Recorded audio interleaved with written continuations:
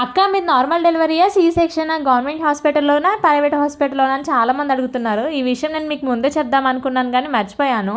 నేను సైమల్టేనియస్గా గవర్నమెంట్ హాస్పిటల్లో అలాగే ప్రైవేట్ హాస్పిటల్లో అయితే చెకప్కి వెళ్ళేదాన్ని అనమాట. అయితే డెలివరీ మాత్రం ఇంకా నేనైతే గవర్నమెంట్ హాస్పిటల్లోనే చేయించుకోవాలి అనుకున్నాను. ఎందుకు అని అంటే అప్పుడు మా ఫైనాన్షియల్ సిచ్యువేషన్ అసలు బాగాలేదనమాట. ఇంకా ప్రైవేట్లో అయితే మనకి నార్మల్ డెలివరీ అంటే ఎంత లేదన్నా 40,000 అవుతుంది. ఒకవేళ సి సెక్షన్ చేయించుకోవాల్సి వస్తే 70,000 to 80,000 అవుతుంది కదా.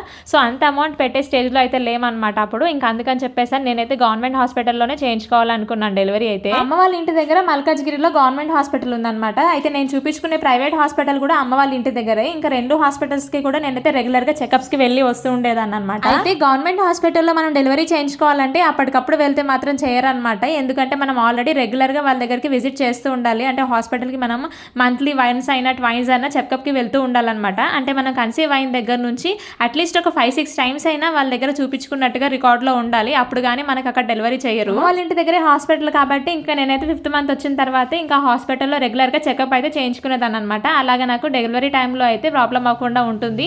తొందరగా ఈజీగా అడ్మిట్ చేసుకుంటారు డెలివరీకి వెళ్ళినప్పుడు అని. ప్రైవేట్ హాస్పిటల్లో డెలివరీ అంటే మాక్సిమం మనకి సి సెక్షన్ చేస్తారని చాలా మంది అనుకుంటారు. అది ఎంతవరకు నిజమో అబద్ధమో నాకైతే తెలియదు. కానీ నేను ఏ హాస్పిటల్ అయితే చూపించుకున్నానో మేడం అయితే నిజంగా చాలా మంచివారు. 99% నార్మల్ డెలివరీ చేస్తారు మనం కావాలంటే.